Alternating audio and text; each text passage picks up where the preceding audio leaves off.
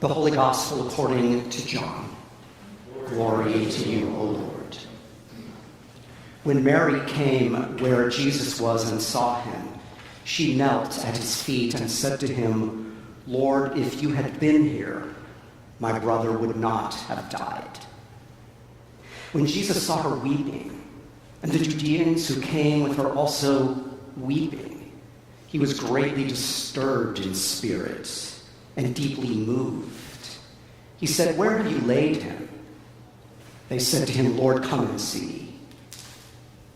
Jesus began to weep. So the Judeans said, "See how he loved him?" But others said, "Could not the one who opened the eyes of the blind man have kept this man from dying?" Then Jesus, again greatly disturbed, came to the tomb. It was a cave, and a stone was lying against it. And Jesus said, "Take away the stone." Martha, the sister of the dead man, said to him, "Lord, already there is a stench because he's been dead 4 days." Jesus said to her, "Did I not tell you that if you believed, you would see the glory of God?" So they took away the stone. And Jesus looked upward and said, "Father, I thank you for having heard me. I knew that you always hear me, but I have said this for the sake of the crowd standing here, so that they may believe that you sent me."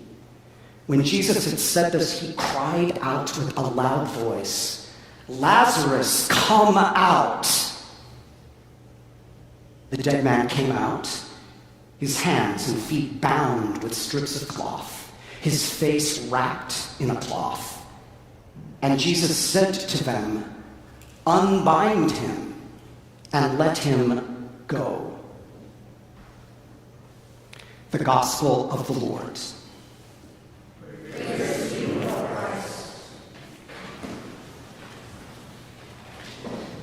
Tears. There is a lot of crying in our readings today. So I ask you, can you remember a time when you cried recently? And what are your memories of deep loss? Was there healing in the tears you shed? Do you remember a time when someone held you as you cried and no words needed to be spoken? My sister-in-law, Elizabeth, died in 2020. Just weeks before everything shut down for the pandemic. There were a lot of sad moments through the illness, a lot of very hard moments during those preceding years. But one I remember most vividly is when I was in Colorado and walked alone into their empty mountain home, knowing that Elizabeth wasn't there, that she would never be there again.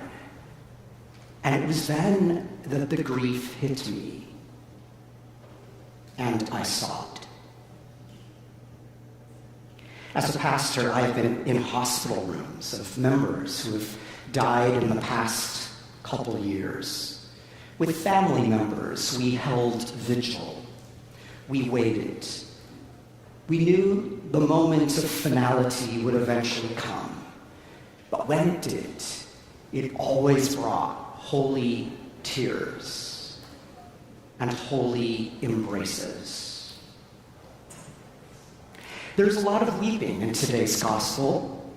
In the aftermath of the death of their brother Lazarus, Mary and Martha are crying, their hearts broken. Their community of family and friends is shedding tears. And then what's most noticeable to us is in the face of this loss and in the anguish of death itself, Jesus is weeping. God with us, weeping. The thing about grief is that it is visceral. It's in our bodies, not a file in our heads. Consider this true story. Herb and Esther were married in 1902 when they were just 16 and 18 years old. They lived in a small farm outside the city, barely scraping by. They had no children. They had raised pigs. They were hog farmers. But they had no savings. They had nothing put away for retirement. But one morning, Esther didn't wake up when Herb tried to wake her. Her body was cold.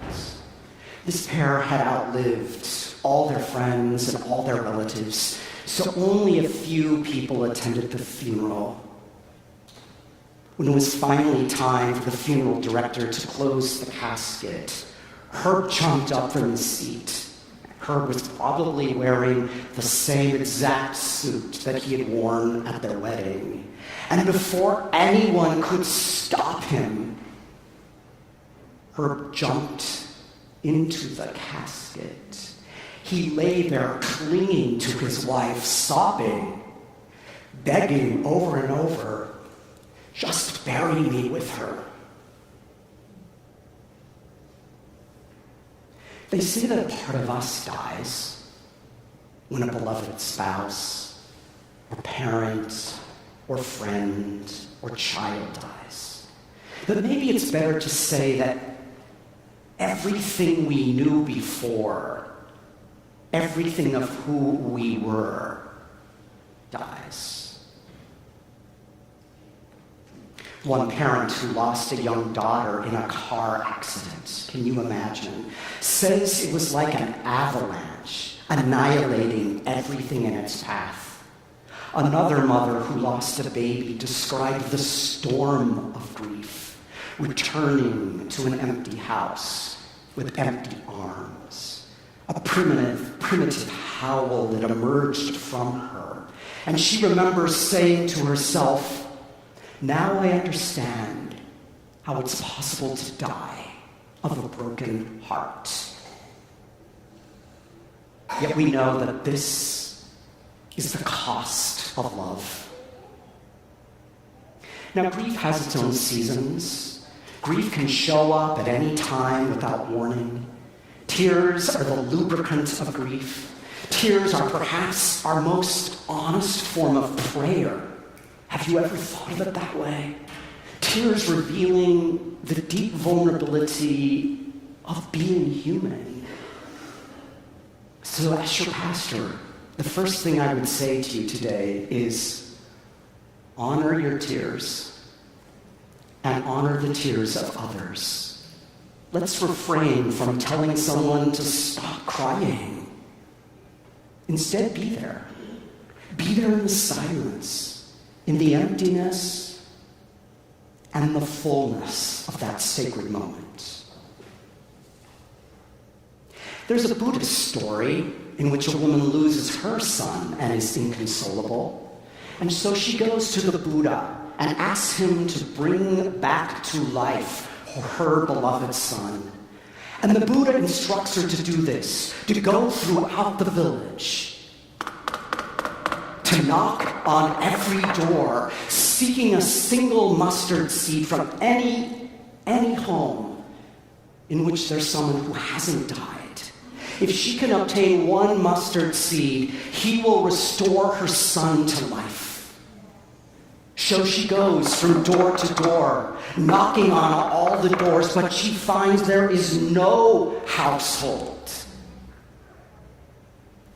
that has not experienced loss. She returns with no mustard seed.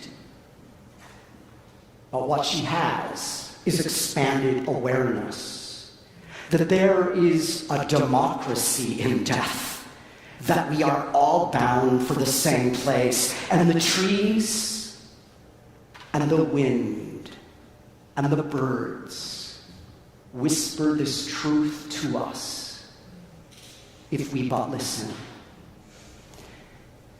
For grief, dear friends, is our spiritual guide, reminding us of the shortness of life, reminding us that we are not in control, reminding us of a mystery beyond our telling, reminding us of a truth we barely can put into words.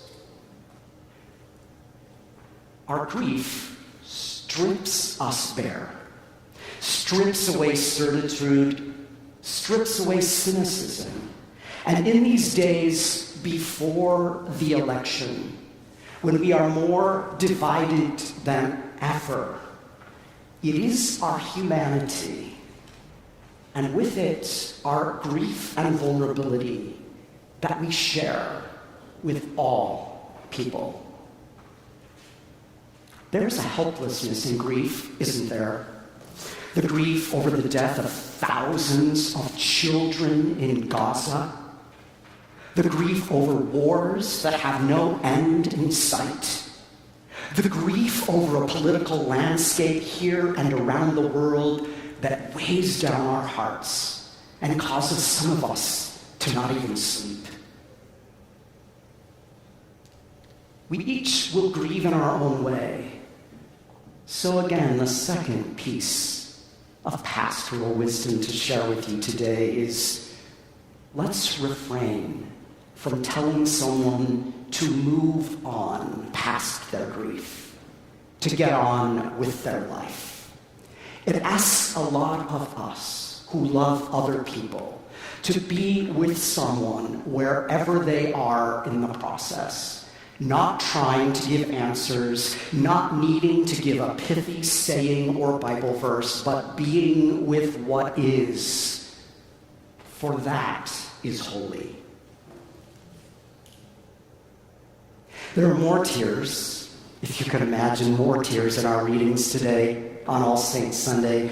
God wiping away the tears of the eyes of the grieving. God swallowing up death forever. God providing a feast in the midst of loss. God making all things new. God restoring new life.